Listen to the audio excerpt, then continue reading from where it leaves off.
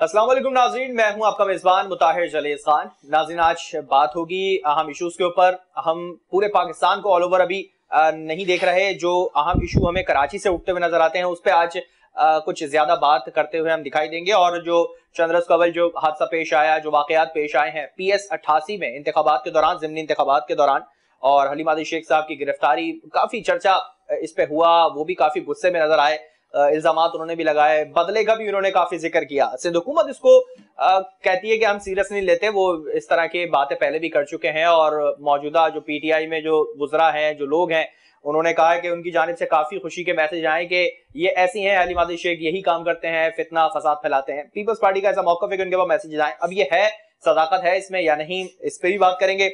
और जो PS88 में इंतखाबात हुए, पीपल्स पार्टी विन कर गई है, जीत चुकी है। क्या PTI इस बात को एक्सेप्ट कर रही है या वाकई इस पे भी एलिगेशन उठेंगे, इल्जामात लगेंगे इस पे भी बात करेंगे। साथ साथ सेनेट का जो मामला गर्म है, 3 मार्च को होने जा रहा है इलेक्शन, उस पर भी बात करेंगे। क्या वाकई खुफिया राय शुमारी से अगर हो रहा है तो हुकूमत इस पे मुतमईन हो जाएगी? इस पे ऑपोजिशन क्या राय रखती है और क्या उनकी जानिब से खुशी का इजहार है?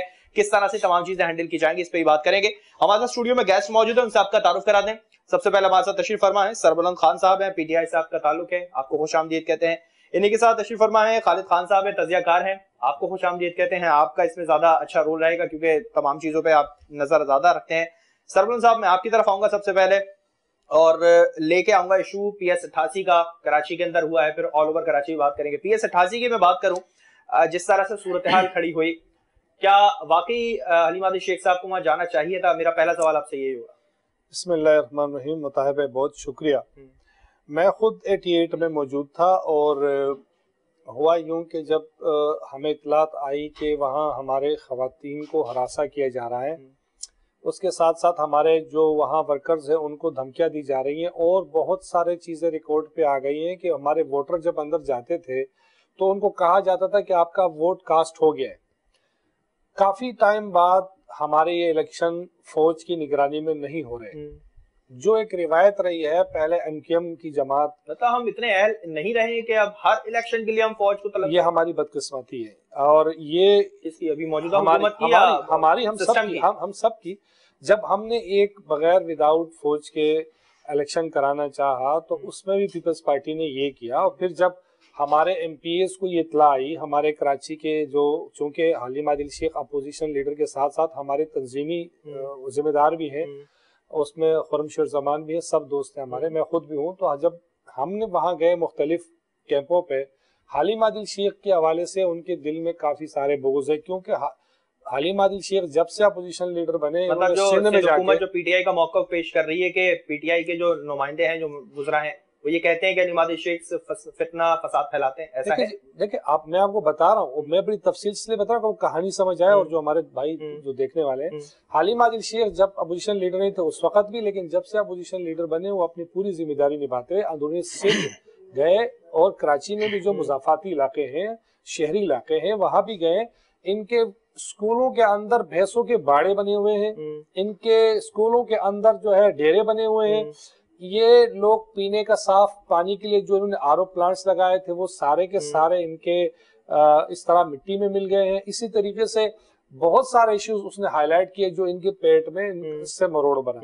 उसके बिना पर इन्होंने हलीम आदिल शेख पर जातियाती हमले किए, इनका फार्म हाउस गिराया जो अभी से नहीं 92 से वहां था। तो इससे पहले तो मतलब हम ये देखें कि जितना हलीम आदिल शेख साहब के खिलाफ अगर हम देखें पीपल्स पार्टी ने जो काम किया, तो ये सारा तसलसल उसका था। PS88 में जो हमने देखा, जो उनके गार्ड्स ने फायरिंग करी, मुसल्ला नहीं, वो तो भाई उल्टा हलीम आदिल शेख पे फायर किया गया। खुशकिस्मती से उनकी गाड़ी बुलेट प्रूफ थी जो उसको लगी नहीं, और उनके लोगों ने हमला किया। उस वीडियो में आप देख लें कि पहले हमला उन्होंने किया। तो तहकीकात चल रही है। हमारा सवाल ये है, क्या हलीम आदिल शेख साहब को वहां जाना चाहिए था ड्यूरिंग वोटिंग? हम तो देखिए वो उनके जिम्मेदार हैं, इलेक्शन कमीशन के रूल कानून नहीं पता, रूल ने तो अपना अप्लाई कर लिया ना। रूल ने SSP साहब के जेर निगरानी टीम भेजी और उनको कहा कि हल्के से उनको बाहर निकालें। वो बाहर भी जा रहे थे, लेकिन पीपल्स पार्टी के लोगों ने घेर के रखा, नारेबाजी करते रहे। वीडियोज मेरे पास है, मैं आपको भेज देता हूँ। फायर किए गए, दिफा में हम उनके ड्राइवर ने या जो भी उनके साथ गार्ड थे उन्होंने हवाई फायरिंग की। और पीपल्स पार्टी की बदनीयती पर मबनी ये चीजें देखें कि पीपल्स पार्टी ने हमारे तमाम मैंने एमपीएस और बशमूल अपोजिशन हमने वीडियो में देखा भगदड़ मची, वाज़े तौर पे हवाई फायर भी चले अगर उन्हें रोकने के लिए करा। खुदा न खास्ता कोई इसमें जख्मी हो जाता, किसी को गोली लगती, खुदा न खास्ता कोई अपनी जान से चला जाता, कौन जिम्मेदार होता? उसको देखो अल्लाह न करे ऐसा होता है, लेकिन सिंध हुकूमत अल्टीमेटली जिम्मेदार है, क्योंकि सूबाई हुकूमत है, इलेक्शन कराना उनके इंतजाम देखना उनकी जिम्मेदारी थी और पुरअमन रखना भी उनकी जिम्मेदारी थी। उन्होंने अपने बदमाश भेजे और पहले तो उनसे सिक्योरिटी सारी ले ली जो उनके पास थी, लेकिन फुटेज में तो बदमाश कोई और नजर आ रहा है, कोई नहीं नजर नहीं आ रहा। मैं आपको वीडियोस अभी भी है, आप चलाएं, मैं आपको देता हूँ, आप वो चलाएं। उसमें देखो अलीम आदिल शेख जा रहे हैं, वो हमला कर रहे हैं। इसने कहा था उन्हें जाने को, कहीं से पार्टी से जरूर जब आपके कारकुनान पर आपके हमारे पार्टी के कारकुनान पर जब हमला होगा तो हमारे लीडर तो जाएंगे वहां पर। चाहिए ना लीगल प्रोसेस को अप्लाई करें, खुद जाने से बेहतर है देखो जदीद हथियार के साथ अंदर जाना। जदीद हथियार के साथ कोई नहीं गया, न तो पीपल्स पार्टी की किसी नजर आया नहीं, बिल्कुल असला देखो उनके गार्ड के पास अपनी हिफाजत के लिए था। जदीद असले के हमरा तो नहीं, जदीद असला नहीं था, जो नॉर्मल असला था वही था, लेकिन अपनी दिफा के लिए गए। वो किसी पर कोई बदनीति की बुनियाद पे कोई किसी नहीं जाता, अपने कारकुनान की उसके लिए गए कि जो इलेक्शन प्रोसेस है वो मतलब मैं ये समझूं कि कराची में मैं ये समझूं कि कराची के अंदर अगर किसी को अपना हक लेना है, किसी को अपनी सिक्योरिटी लेनी है तो वो असला लेके सड़कों पे आ जाए। फिर यहाँ थोड़ा मिस्टेक कर रहे हैं और ये बहुत जरूरी जो आप मैं इसी चीज को देख रहा हूं। अगर अपने आप को सेव करना है तो मतलब अगर पीपल्स पार्टी को कोई वजीर है वो अपने साथ 2-3 पुलिस की मोबाइल क्यों रखता है, या पीपल्स पार्टी या नून का या खाफ का या पीटीआई का? चूंकि जो गवर्नमेंट के पब्लिक सर्वेंट होते हैं, जो ऑफिस होल्डर होते हैं, उनकी सिक्योरिटी के इश्यूज हैं। हमारा मुल्क जो है अभी इस बात पे तो दुनिया में ये हाल है, अब ये नहीं क्योंकि दहशतगर्दी भी है, खत्म, ये तमाम चीजें खत्म करने का खान साहब ने कहा था, वादा करा था कि हम कोई शाखर्चियां नहीं करेंगे, हम कोई सिक्योरिटी नहीं रखेंगे। इस तरह की शाखर्चे इसमें नहीं है, 20-25, 25-35 गाड़ियों का काफिला जा रहा होता है। शाखर्चा बता रहा हूँ कि खान साहब का जो प्राइम मिनिस्टर का जो ऑफिस था, पूरे 20 सालों का रिकॉर्ड अभी मैं आपको व्हाट्सएप कर देता हूँ। सबसे कम तरीन खर्चा जो खान साहब ने किया, आपने दो जो इन्होंने कैंप ऑफिस बनाए थे, जरदारी साहब ने, नवाज शरीफ साहब ने, वो खत्म कर दिए। जो जितने भी 50 से अबाउ 50% से भी कम करके वो खर्चा खान साहब ने अपने इस 2.5 साल ड्यूरेशन में किया, जो एक मिसाली है, इससे पहले कभी नहीं हुआ। जो फॉरेन जो दौरे थे उसमें भी 100% दौरे खर्चे तो बहुत बड़ी डिबेट है। यानी कि मैं खालिद साहब आपकी तरफ आऊंगा, मैं इसके बाद आपकी तरफ आऊंगा। अपनी पॉइंट लेने मेरा कहने का मकसद ये था कि जो हम बोल रहे हैं वो भी कर भी रहे, लेकिन देखो जो हमारे जो मतलब जो अलीम आदिल शेख साहब ने कहा है कि इसका बदला लिया जाएगा, जो हुआ अलीम आदिल शेख साहब ने सियासी बुनियाद पे कहा है कि जो हमारे साथ कीजिए, हम आपको एक्सपोज करेंगे, आपकी जो चोरियां हैं उसका बदले का मतलब था जो आपकी चोरियां हैं तो उसको क्लियरफाई तो नहीं किया गया। आने तो क्लियरफाई में कर रहा हूँ ना, उनकी जो चोरियां हैं, उनकी जो करप्शन है, उनकी जो नेपोटिज्म है, उनकी जो इनके जो स्कैंडल्स हैं, जो इनके जमीनों पे कब्जे हैं, कौन कितने पैसे ले रहा है, वो एक्सपोज करने का। चलिए मैं आखिरी सवाल आपसे बाद में करूंगा, पहले खालिद साहब की तरफ जाऊंगा। खालिद साहब, क्या यकीनी तौर पे अपनी तमाम चीजें देखी होंगी PS 88 की, अब जिस तरह से बात सामने आई कि मुहाफिज लेकर गए तो सिक्योरिटी उनकी यकीनी तौर पे, आपको लग रहा है कि उनको जाना चाहिए था? आप क्या समझते हैं इस पे, वो क्यों गए होंगे? क्या वजूहात उनकी नजर आ सकती हैं जाने के अंदर, और क्या इस तरह से प्रोटेक्ट करने के लिए हल्के के अंदर जाना सही था ड्यूरिंग वोटिंग, क्योंकि इलेक्शन कमीशन के वाज़ेह तौर पे रूल है? बिस्मिल्लाहिर्रहमानिर्रहीम। मतलब भाई देखिए, दो बातें हैं, एक तो 88 के इलेक्शन है और दूसरा पे फार्म हाउस का गिराना है, यानी ये दो मुख्तलिफ अलग-अलग। मैंने सवाल करके पहले एक ही जोड़ा था उसको, एक ही जोड़ा है अलग। देखिए, अलीम आदिल शेख साहब इनकी तंजीम के अहम फर्द होंगे, जिम्मेदार अफराद होंगे, लेकिन आप देखें एक जमहूरियत है ना, इस जमहूरियत के अंदर उनका पूरा रोल उठा के आप देखें, यानी पूरा रोल उनका, और भी इनके MP है, इनके और भी MNA है, दूसरे और भी अफराद हैं, उनके रवैये में कुछ ना कुछ जमहूरियत झलकती है, कुछ ना कुछ अंदाज गुफ्तगू में जो है लगता है कि मतलब एक MP MNA ये जिम्मेदार है। लेकिन अलीम आदिल शेख का रवैया आप शुरू से उठा के देखें कि उनका असल में अभी का नहीं है, ये पहले का उनका रवैया है कि वो हमेशा अपने हर गुफ्तगू, अपने हर उसको जो है ना इसी अंदाज से पेश करते हैं, जिससे कि पर्सनल एक जंग जो है वो शुरू हो जाती है, और ये अलीम आदिल शेख के अंदर मौजूद है। 88 का इलेक्शन ये तय है कि पीस पार्टी को जीतना था, पीस पार्टी की सीट थी, पीस पार्टी के लोग थे, पीस पार्टी को वहां से जीतना था, इसमें कोई वो नहीं है। लेकिन जो कुछ हुआ उससे लगता है कि ये कोई बुग़्ज़ था, यानी जो टकराव था जिसको कि मतलब ये निकाला गया वहां पे, और उसके अंदर बज़ाहिर जो नजर आया है, मतलब माज़रत के साथ, कि गाड़ियों के साथ जाना, गाड़ियों के साथ फायरिंग पहले इधर से हुई है, मतलब ये आप इस बात को माने कि फायरिंग यहाँ से हुई है। इसकी जरूरत मुसलसल डिनाई कर रहे हैं कि पहले पीपल्स पार्टी ने करी। बहरहाल मतलब ये अच्छा, पीस पार्टी का मसला ये है कि क्या वो कम नहीं है, वो मतलब वो इनसे कम नहीं है, वो भी मतलब इनसे 2 गुना आगे ही होंगे। उनको अच्छा उनकी आबादी है, उनके इलाके हैं, ये लेके आए थे मुसल्लह अफराद, वहां पे उनके लोग बैठे हुए थे, एक पोलिंग स्टेशन पे 500-500 लोग मुकामी लोग थे, यानी वहां के अपने मुकामी लोग थे जो फाइट कर रहे थे। अब सूरत ये है कि अलीम आदिल शेख साहब को गिरफ्तार करने के लिए बकौल पीस पार्टी के इलेक्शन कमीशन ने करवाया है, हमने नहीं करवाया है। यानी एक ये है ना कि शायद पीस पार्टी ने करा दिया, तहत उनको गिरफ्तार किया गया, रूल ने कराया, तो इसके लिहाज से तो मतलब पीस पार्टी तो बीच में से निकल गई इसमें कि उसको कराया है।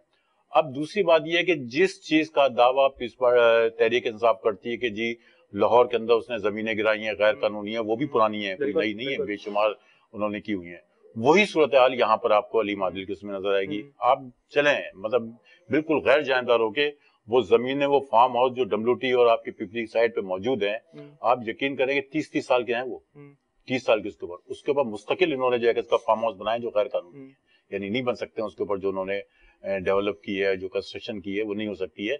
ये मैं समझता हूँ कि ये मौकूफ भी पीस पार्टी का इस बारे में मुनासिब है। एक तरफ अलीम आदिल शेख साहब गिरफ्तार हुए, गिरफ्तारी करी गई इनकी इलेक्शन कमीशन रूल के तहत, तो आपको क्या नजर आया? क्योंकि जिस तरह से वो बख्तरबंद गाड़ी से उतरे और उन्होंने विक्ट्री का निशान दिखाया, खान साहब के लिए नारा लगाया उन्होंने, तो क्या ये शर्मिंदगी का बाइस नजर नहीं आता खान साहब? इस तरह का काम किया, बख्तरबंद गाड़ी से उतर रहे हैं और ये चीज है ही नहीं, मतलब यही नहीं, इसी में नहीं, और भी बहुत से लोग हैं जिनमें ये चीज है ही नहीं कि करोड़ों अरबों रुपए के करप्शन किए हुए हैं, उसके बाद जब जाते हैं तो विक्ट्री के निशान बुलंद कर रहे हैं। तो ये अलीम आदिल शेख नहीं है, और भी बहुत से लोग हैं।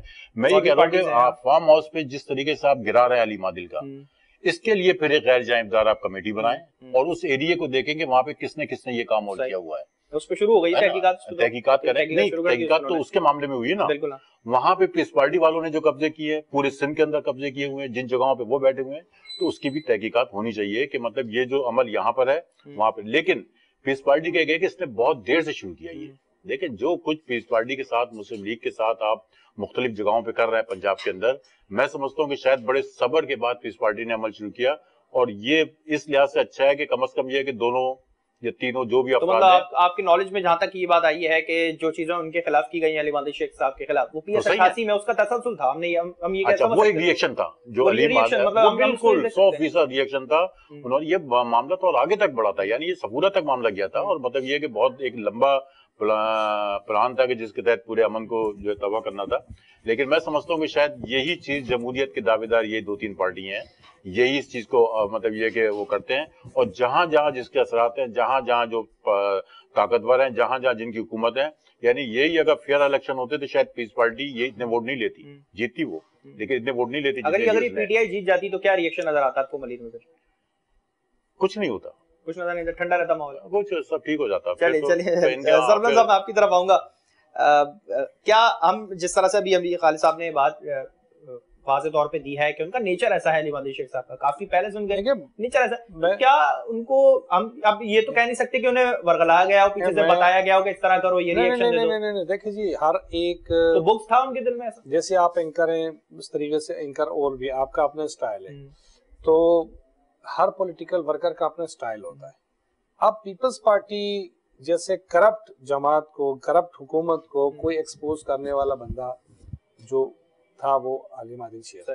उसने इसकी मुसलसल 2.5 साल से, और बिलखुसूस इस 2.5 साल में उन्होंने बहुत सारे इनके स्कैंडल और इनकी नाअहलियां, स्कैंडल्स पे काम हो रहा है ना। अब देखो नेब में इनके सारे लीडर्स हैं, ना होना उसका गुस्सा था। देखिए मसला ये है, काम होना एक और अलग चीज है जो नेब कर रही है, लेकिन एक एक्सपोज करना, यानी कि आप वो कह रहे हैं कि हमने ये स्कूल बना लिया है, अब उसमें भैंसे को बाड़ा बना हुआ है, आप उसने कहा हमने कॉलेज बना लिए, वो लोगों का डेरा बना हुआ है, और क्या था हमने डिस्पेंसरी बना ली, उसमें हेरोइन पिए जा रही है, तो ये तो एक्सपोज करना है ना। तो कानूनी रास्ता इख्तियार करते, कानूनी रास्ता है ना, हमने तो बताया ना कि आवाम को बताने ना, हम सियासी, हम तो अवामी नुमाइंदे हैं ना।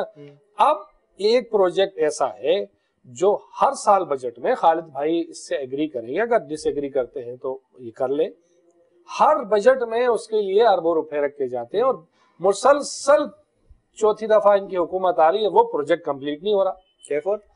K4 को ले लो, या बादशाह खान हॉस्पिटल है उसको ले लो, बहुत सारे हॉस्पिटल्स अंदरूनी सिंध है, कराची में बहुत इस पे भी सारे आएंगे, प्रोजेक्ट इस पे भी हैं हम आएंगे। कि जो हर साल उनको अरबों रुपए का बजट रखा जाता है और हर साल नए तरीके से रखा जाता है। अगला सेगमेंट मेरा यही है, अच्छा, अगला वो पॉइंट यही है। प्रोजेक्ट कंप्लीट हो मैं गया। अभी ये जानना इस पर चाहूंगा, हमारे असेंबली के मेंबरान ने आवाज भी उठाई है असेंबली के अंदर कि ये प्रोजेक्ट क्या कौन से जादुई प्रोजेक्ट है जो हर साल अरबों रुपए इनके प्रोजेक्ट रखे जाते हैं और वो पैसे कहाँ इस पे ब्रेक के बाद बात करेंगे। मैं आखिरी सवाल आपसे करूंगा, अभी ब्रेक की तरफ जा रहा हूं कि जिस तरह से आपने कहा कि वहां भी पीपल्स पार्टी के लोग मौजूद, उन्होंने पहले फायरिंग करी, क्या इसका मुकदमा दर्ज करवाया आपने कि उनके खिलाफ भी दर्ज कराया? कौन कौन लोग थे?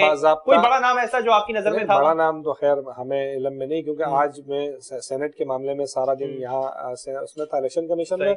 हमारे पार्टी के जिम्मेदारान खुर्रम शेहजाद की सरबराही में गए, एप्लीकेशन हमने जमा करा दी, इसके खिलाफ कार्रवाई हो, उनमें नाम वगैरह सब लिखे हुए। एक जानी हमला हुआ, उन्होंने कहा कातिलाना हमला हुआ है, तो इसके लिए कोई मुकदमा तो हमने एसएसपी राव असलम साहब को एप्लीकेशन इन राइटिंग दी कि इस पे कार्रवाई हो। चलिए, अगर नहीं होती कार्रवाई तो पीटीआई क्या अपना मौका कल हम इंशाल्लाह हमारा एक ये डिसीजन आया है मरकज से एहतजाज का, कल जुमे के बाद हम सीएम हाउस के सामने पुरअमन मुजाहरा करेंगे। क्या मुतालबात होंगे उसमें? मुतालबात है हालिम आदिल शेख को रिहा करें और जो उन्होंने ये कार्रवाई की है उनको सजा दें, उनके खिलाफ भी कार्रवाई करें।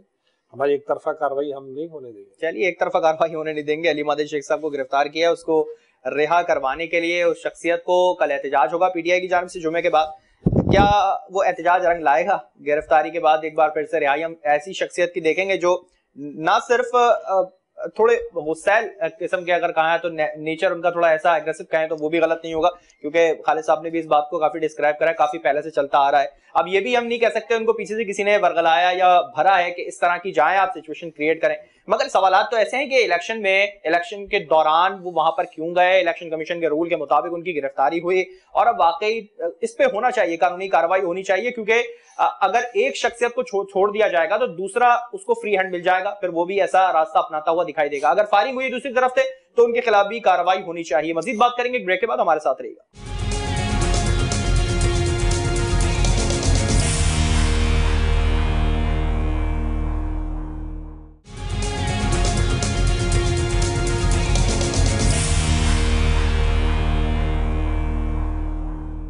वेलकम बैक नाज़रीन। ब्रेक से पहले बात हो रही थी PS 88 की, जो कि कराची के अंदर है और काफी गर्मा गर्मी थी।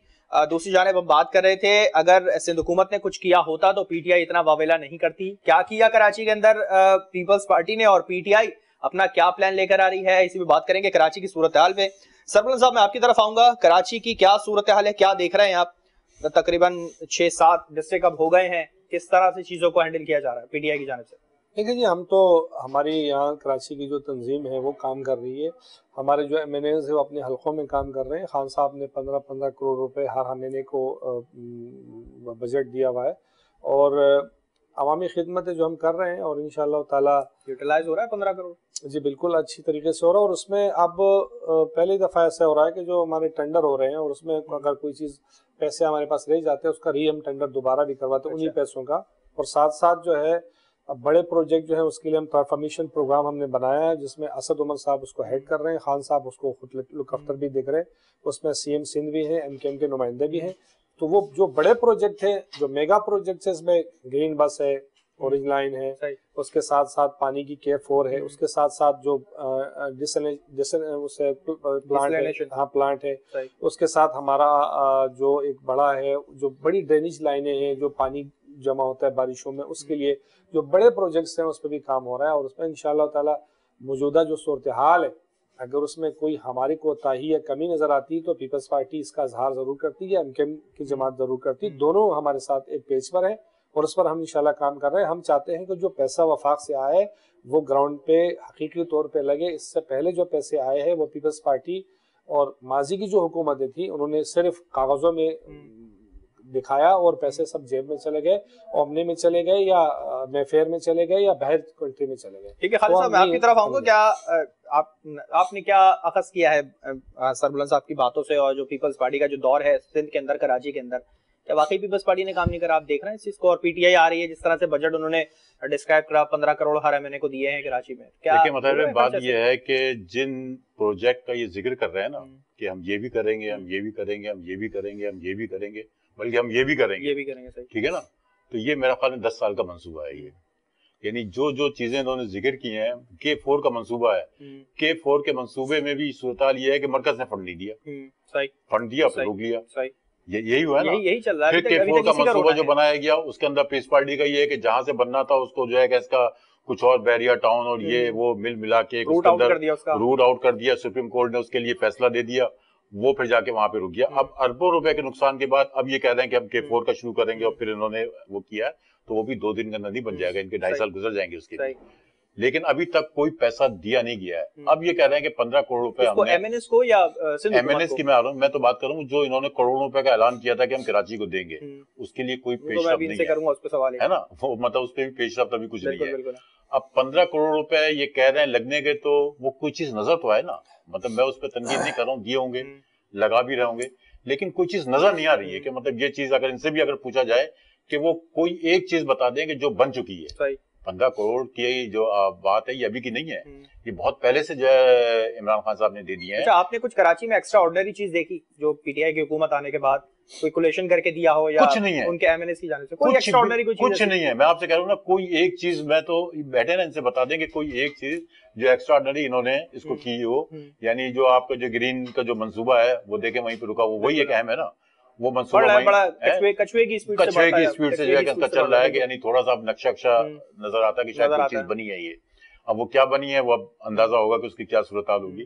तो ये है कि कोई ऐसी चीज नजर नहीं आई है कि मतलब इसमें हो क्या रहा है कि इल्जाम पीस पार्टी का तहरीक इंसाफ पे, उसकी बुनियाद पे वो पैसा भी रुका हुआ है, ये करप्शन कर रहे हैं, इसलिए मरकज पैसे नहीं दे रहा। तो भाई आपकी टीम मौजूद है ना, आपके गवर्नर वो मौजूद है, आप क्यों नहीं उतारते हैं उनको? आपके फेडरल गवर्नमेंट के जो लोग हैं उनके जरिए आप काम कराएं, आप ऐलान करके जा रहे हैं, यहाँ पे कुछ नहीं दे रहे हैं। इसके मुकाबले में लोग महसूस करते हैं कि पंजाब के अंदर काम जो है कैसा कर रहे हैं, इमरान खान जा रहे हैं वहां पे करवा रहे हैं, लेकिन इस कराची के साथ वही सोतेली मांग सलूक हो रहा है और वही सूरत हाल। यानी आप मर्दमशुमारी पे देख लें, कोटा सिस्टम पे देख लें आप क्या हुआ है।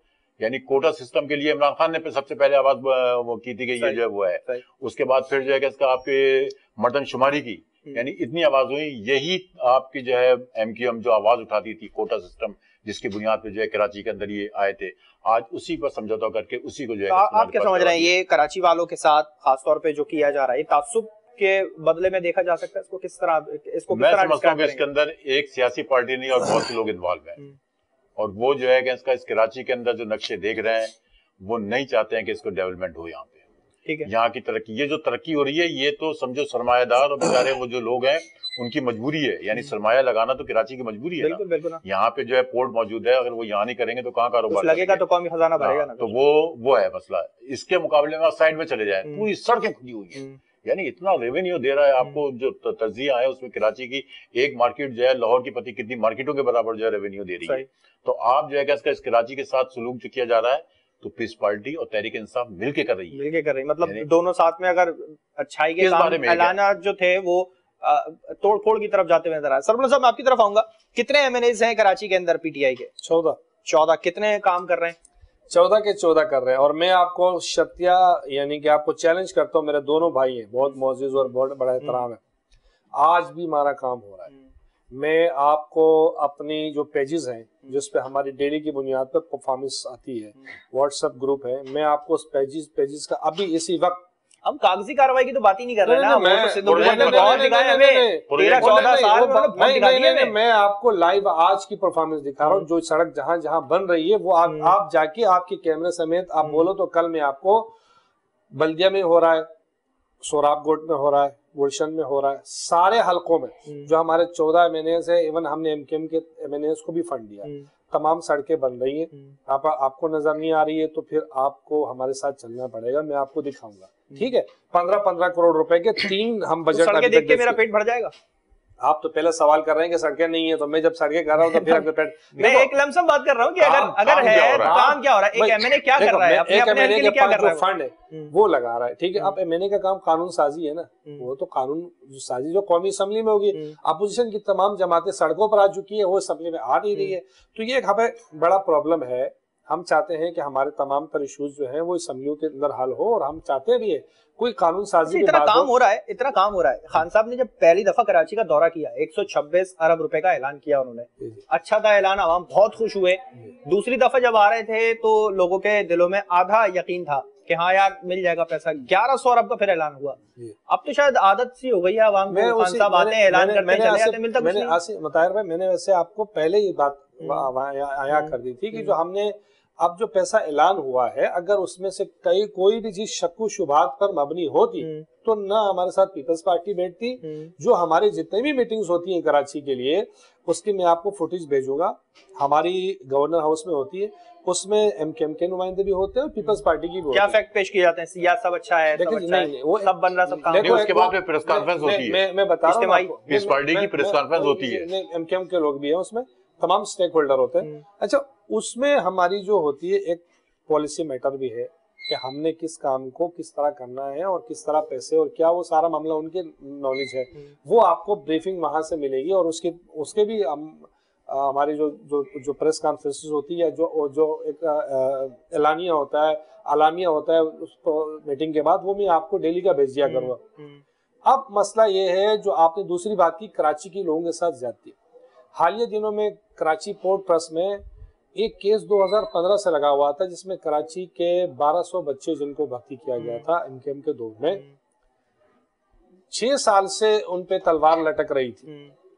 प्राइम मिनिस्टर इमरान खान साहब की खुसूसी हिदायत पर हमारे मोहतरम minister port and shipping Ali Zaidi साहब ने स्पेशल ऑर्डर करके उनकी तमाम मराद बहाल कर दी। ये खुसूसी ऑर्डर क्यों होते हैं? मैं बता रहा हूँ, मैं इस पे आपसे डिटेल में चीज लूंगा, फिर ब्रेक की तरफ जाऊंगा। डिटेल में मुझसे ऐसा क्यों है कि खान साहब हर एक चीज के ऊपर, ऐसी मखसूस चीज के ऊपर खुसूसी इमरान खान साहब ने अदालत को ऐसा क्यों इमरान खान साहब ने अदालत को हिदायत की और अदालत ने फैसला दिया। ये तो इम्पॉसिबल चीज है। तो सही है। मैं बता रहा हूँ कि अदालत को डिक्टेट करेगा, ये मैं आपको एक्सप्लेन करूं, आपको शायद पता नहीं, मैं बता रहा हूँ ना, मैं बता रहा हूँ ना। दो हाई कोर्ट ने दे दिया डिसीजन कि भाई इनकी जो शोकाज दिए गए थे वो गलत है, ऐसा ही है। अब जो इदारा था कराची पोर्ट ट्रस्ट, वो जो उनको उसमें जो चीजें कमी नजर आई, वो सुप्रीम कोर्ट चले जाना तो था ही था अल्टीमेटली, क्योंकि फैसले में कौन सी चीजें सही है गलत है, कानूनी चीजें होती हैं वो वकला जानती है, लीगल डिपार्ट जानता है। जब ये सुप्रीम कोर्ट गए तो इनकी मराद तो फ्रीज थी टोटल। सही। मिनिस्टर साहब ने खुसूसी तौर पे कराची के बेटों के लिए ये सारी मराद बहाल की, जो पहले किसी मिनिस्टर ने नहीं की। हमसे 3 पहले थे, 2 वजीर आजम गुजरे, किसी ने नहीं की। और नहीं हमारे प्राइम मिनिस्टर ने हमारे नहीं हुई है। मैं कह रहा हूं, मैं भी आपको बता दूं, बिल्कुल चैलेंज है मेरा, पेंडिंग में नहीं हुई है।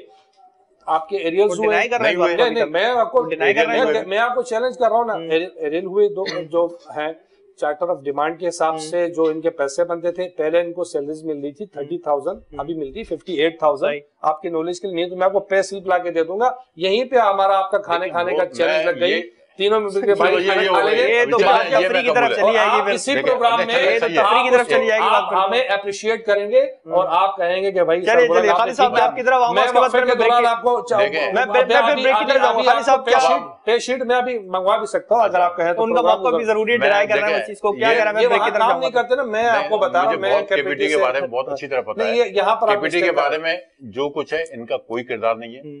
हाई कोर्ट के अंदर बहुत पहले से केस चल रहा था, ऐसा भी नहीं कि उन्होंने केस अब किया था।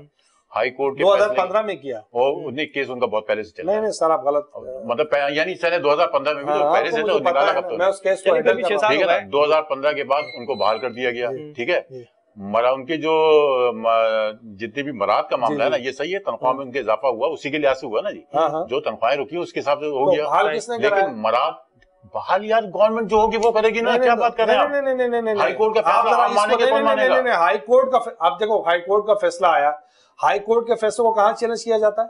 कहाँ चैलेंज किया जाता है? सुप्रीम कोर्ट में ना। हाँ, तो फिर चैलेंज करते तो फ्री कोर्ट के इलेक्शन आ रहे हैं ना। नहीं, सेनेट में मैं वही सवाल कर रहा हूं, जिस तरह उन्होंने पॉइंट छेड़ा था कि क्या डिक्टेट करा गया क्या अदालत को? अदालत से तो हमारा कोई वास्ता ही नहीं है। मैं आप मेरी बात मैं फिर से कार्रवाई के बाद आप भाई इनको किसी ने गलत ब्रीफ किया, इनके जहन में। मैं आपको केपीटी बता मैं आप मुझसे बेहतर नहीं बता सकता, मैं चैलेंज कर रहा हूं। मैं बताता हूँ आपको, मैं बताता हूँ। 2015 में इनको शोकाज दिया गया, ठीक है जी। इनकी मराद रोकी गई, इनकी बेसिक्स के ऊपर इनका गुजारा था।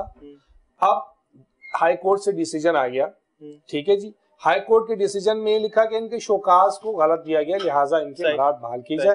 ये केपीटी गई सुप्रीम कोर्ट, जब आप सुप्रीम कोर्ट चैलेंज करने गई तो फिर भी आप उसने एक्सेप्ट कर ली इनकी फिर फ्रीज हो गई। ऐसा ही है बिल्कुल। उस दौरान तो फ्रीज रहेगी फिर, जब तक तो फ्रीज रहेगी ना। मैं यही तो भाई को समझा रहा हूँ जो नहीं समझ रहे। तो फिर बाहर तो अदालत नहीं करेगी ना। मैं आपको बता रहा हूँ, मैं आपको ऑर्डर की कापियां भी दिखाता हूँ, मिनिस्टर साहब की दिखा दूं। देखें सुने, मैं आपको दिखा दूं। आपकी बात सही है, लेटर हो सकता है मिनिस्ट्री का होगा ना लेटर। इमरान खान की, तहरीक इंसाफ की, अली ज़ीदी साहब की स्पेशल एफर्ट्स हैं, जिनको अगर कोई ना माने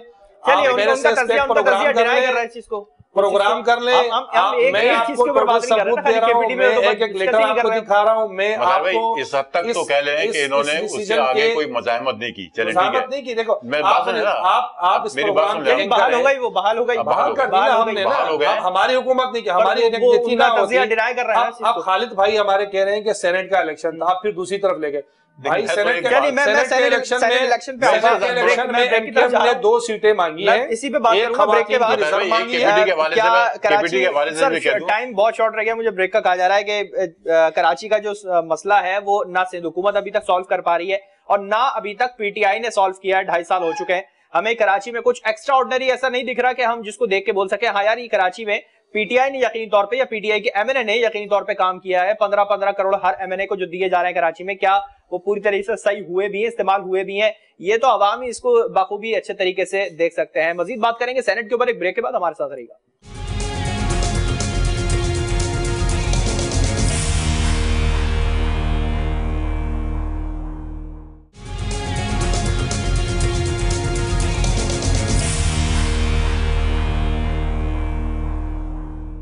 वेलकम बैक नाज़रीन। ब्रेक से पहले बात हो रही थी कराची के मसले के ऊपर। अब कुछ बात करें अगर पूरे पाकिस्तान का जो अभी हॉट इशू चल रहा है इस वक्त, सेनेट इलेक्शन का जो 3 मार्च को होने जा रहे हैं। काफी तगड़ा मुकाबला देखा जा रहा है। लोग मे बी पॉसिबल अपनी सीटें भी चेंज कर रहे हैं, कोई तो बिला मुकाबला भी सेनेटर मुंतखब हो चुका है। आज जिस तरह से अपने पेपर वापस लिए गए हैं, कल जो पेपर वापस लिए गए थे वो देखे गए और आज भी कुछ सूरत हाल ऐसी नजर आ रही है। एक तरफ जिस पे एतराजात थे उनके पेपर एक्सेप्ट हो गए हैं और जिनके पेपर एक्सेप्ट होने थे परवेज रशीद साहब के, उनके रिजेक्ट हो चुके हैं कि उनपे वाजिबुल अदा है। क्या ये जानिबदारी का इसमें मुजाहरा है या गैर जानिबदारी तरीके से इस पे तहकीकात या सवालात या तफ्तीश जो भी है इलेक्शन कमीशन करता है स्क्रूटनी के दौरान वो किए जा रहे हैं? इस पे बहुत सारे सवालात ऑपोजिशन अब इस पे उठाती जा रही है। निहाल हाशमी ने इल्जाम लगाया कि फैसल वाडा के जो पेपर्स हैं वो बगैर सवालात या बगैर तफ्तीश के या बगैर स्क्रूटनी के ही एक्सेप्ट कर लिए गए। क्या इसमें सदाकत है वाकई? कराची में क्या इस तरह की सूरत हाल देखी जा रही है कराची में, जहां से फैसल वाडा साहब दे रहे हैं? पंजाब में भी पीटीआई को झटका लगा था, दीगर पार्टीज को भी मे बी पॉसिबल के हो सकता है कि झटका लगता हुआ दिखाई दे। सरबलत साहब मैं आपकी तरफ आऊंगा। सबसे पहले फैसल वाडा साहब पे काफी एतराजात थे उनके पेपर्स के ऊपर, वो एक्सेप्ट हो गए। पंजाब में कुछ लोगों ने सीटें चेंज करी हैं, 2 सेनेटर्स मुंतखब हो गए हैं, बिला मुकाबले जीत गए हैं, जिसमें आपके एक शख्सियत ने पेपर वापस ले लिए अपने।